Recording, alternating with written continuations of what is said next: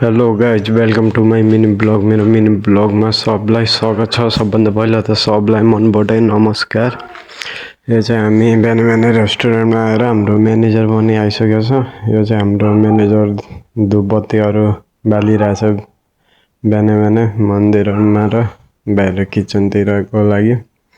त्यहाँदेखि हाम्रो यो यता चाहिँ पानी ल्याउन आएको थियो एउटा ग्राहक चाहिँ। पानी दिइसकेपछि ठ्याक्कै यो चाहिँ हाम्रो अब यो जो क्युआर कोडहरू आएको थियो अनलाइन, त्यही क्युआर कोड चाहिँ सानो हालो देखाइरहेछ म्यानेजर।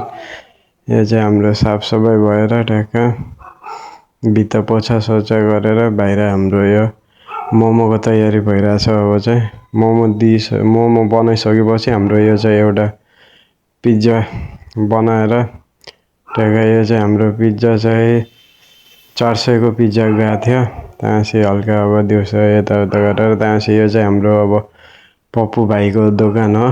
पप्पु भाइको दोकानमा यो चाहिँ अर्को चाहिँ त्यो चाटवाला हुन्, चाटको दोकान लाउँछन्। आजभोलि चाहिँ सिलिन्डरहरू कोही त्यही छैन, त्यही कारणले आजभोलि सबजना बेल्लै बसिरहेछन्। यो चाहिँ म दोकानमा केही लिन आएको थिएँ, पप्पु भाइले मोबाइल समातिरहेको थियो। यो चाहिँ हाम्रो मोटे भाइको बुवा पापा हुन्।